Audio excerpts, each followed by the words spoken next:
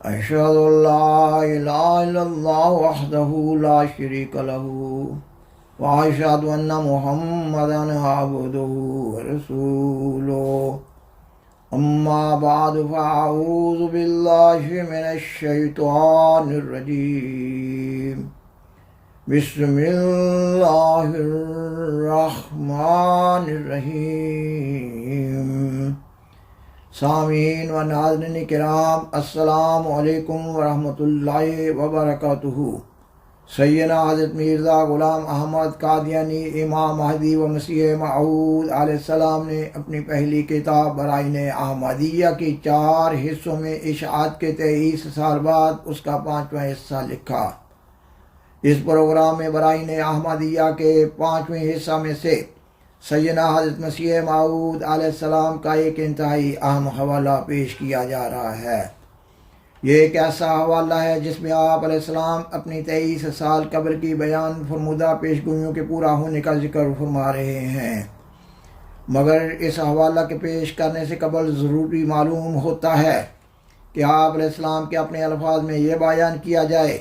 کہ عرصہ 23 سال تک اس کتاب کے 5ویں حصے کا لکھا جانا مارز التوا میں کیوں رہا،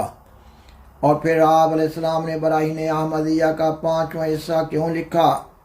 اس اجمال کی تفصیل میں خاکسار بیان کرتا ہے کہ آپ علیہ السلام نے اپنے دعوی امام مہدی و مسیح موعود سے قبل ایک معجز نما عظیم النظیر معرکۃ الآراء کتاب برائن احمدیہ 4 حصوں میں 1880 عیسوی تا 1884 عیسوی کے عرصہ میں لکھی اور شائع کی۔ جب آپ علیہ السلام برائن احمدیہ کا حصہ سے لکھ رہے تھے تو مارچ 1882 عیسوی میں آپ علیہ السلام کو ماموریت کا پہلا اعلان عربی زبان میں ہوا جو 101 کلمات پر مشتمل ہے۔ آپ علیہ السلام نے اس اعلان کو برائن احمدیہ حصہ سے میں صرف لکھ دیا، مگر اپنی طرف سے اس الہام کی نہ کوئی الگ سے تشریح کی اور نہ ہی معمور ہونے کا الگ سے کوئی اعلان کیا۔ یہ الہام کئی قسم کی پیشگوئیوں پر مشتمل ہے۔ برائن احمدیہ کے 4 حصوں میں شائع ہو جانے کے بعد اللہ تعالیٰ نے اپنی حکمت کاملہ اور مصالحت تامہ کے تحت آپ علیہ السلام کو برائن احمدیہ کو مزید حصوں میں لکھنے سے روک دیا۔ اس کے بعد آپ علیہ السلام کی زندگی میں بعض انتہائی ضروری اہم اور بنیادی امور وقوع میں آئے۔ یہ کہ آپ علیہ السلام نے اللہ تعالیٰ کے حکم سے مارچ 1885 عیسوی میں مجدد وقت ہونے کا اعلان کیا اور مارچ 1889 عیسوی میں جماعت احمدیہ کی بنیاد رکھی اور 1890 عیسوی میں مسیح موعود ہونے کا دعویٰ کیا۔ اس کے بعد آپ علیہ السلام کی تحریرات، اشتہارات، مکتوبات اور ملفوظات کا اہم بنیادی مضمون دعوی مسیح موعود قرار پایا۔ سیدنا حضرت مسیح موعود علیہ السلام برائن احمدیہ حصہ 5 روحانی خزائن جلد 21 صفحہ 3 پر بیان فرماتے ہیں، برائن احمدیہ کے ہر 4 حصے کو جو شائع ہو چکے تھے وہ ایسے امور پر مشتمل تھے کہ جب تک وہ امور ظہور میں نہ آ جاتے تب تک برائن احمدیہ کے ہر 4 حصہ کے دلائل مخفی اور مستور رہتے، اور ضرور تھا کہ برائن احمدیہ کا لکھنا اس وقت تک ملتوی رہے جب تک امتداد زمانہ سے وہ سربستہ امور کھل جائیں اور جو دلائل ان حصوں میں درج ہیں وہ ظاہر ہو جائیں، کیونکہ برائن احمدیہ کے ہر 4 حصوں میں جو خدا کا کلام یعنی اس کا الہام جا بجا مستور ہے وہ اس عاجز پر ہوا، وہ اس بات کا محتاج تھا جو اس کی تشریح کی جائے، اور نیز اس بات کا محتاج تھا کہ جو پیشگوئیاں اس میں درج ہیں ان کی سچائی لوگوں پر ظاہر ہو جائے۔ پس اس لیے خدائے حکیم و علیم نے اس وقت تک برائن احمدیہ کا چھپنا ملتوی رکھا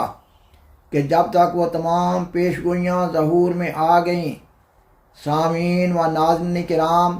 آپ علیہ السلام برائن احمدیہ حصہ 5 روحانی خزائن جلد 21 صفحہ 78 تا 80 پر اپنی چند ایک ان پیشگوئیوں کا ذکر فرما رہے ہیں جو آپ علیہ السلام نے براہین احمدیہ حصہ چہارم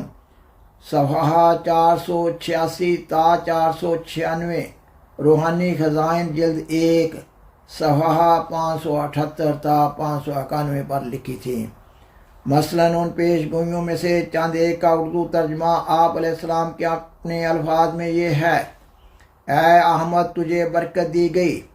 اور یہ برکت تیرا ہی حق تھا۔ تیری شان عجیب ہے اور تیرا اجر قریب ہے، یعنی وہ تمام وعدے جو کیے گئے وہ جلد پورے ہوں گے۔ زمین اور آسمان تیرے ساتھ ہے جیسا کہ وہ میرے ساتھ ہیں، اور زمین کے لوگ رجوع کریں گے اور آسمانی فرشتے ساتھ ہوں گے۔ دنیا میں تیری نسل پھیلے گی اور قوموں میں تیری شہرت ہو جائے گی، اور خدا اپنی ہر ایک بات پر غالب ہے، مگر اکثر لوگ خدائی طاقت سے بے خبر ہیں۔ آپ علیہ السلام ان پیش گوئیوں کے پورا ہونے کے سلسلہ میں بیان فرماتے ہیں: تم دیکھتے ہو کہ باوجود تمہاری سخت مخالفت اور مخالفانہ دعاؤں کے اس نے مجھے نہیں چھوڑا، اور ہر میدان میں وہ میرا حامی رہا۔ ہر ایک پتھر جو میرے پر چلایا گیا اس نے اپنے ہاتھوں پر لے لیا۔ ہر ایک تیر جو مجھے مارا گیا اس نے وہی تیر دشمنوں کی طرف لوٹا دیا۔ میں بے کس تھا، اس نے مجھے پناہ دی۔ میں اکیلا تھا، اس نے مجھے اپنے دامن میں لے لیا۔ میں کچھ بھی چیز نہ تھا، مجھے اس نے عزت کے ساتھ شہرت دی،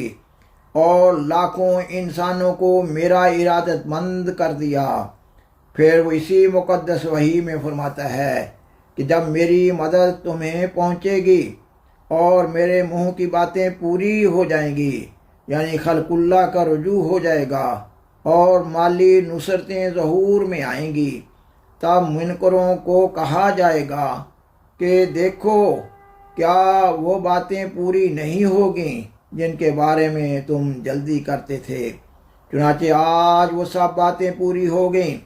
اس بات کے بیان کرنے کی حاجت نہیں کہ خدا نے اپنے عہد کو یاد کر کے لاکھوں انسانوں کو میری طرف رجوع دے دیا، اور وہ مالی نصرتیں کیں جو کسی کے خواب و خیال میں نہ تھیں۔ بس اے مخالفو، خدا تم پر رحم کرے اور تمہاری آنکھیں کھول لے۔ ذرا سوچو کہ کیا یہ انسانی مکر ہو سکتے ہیں؟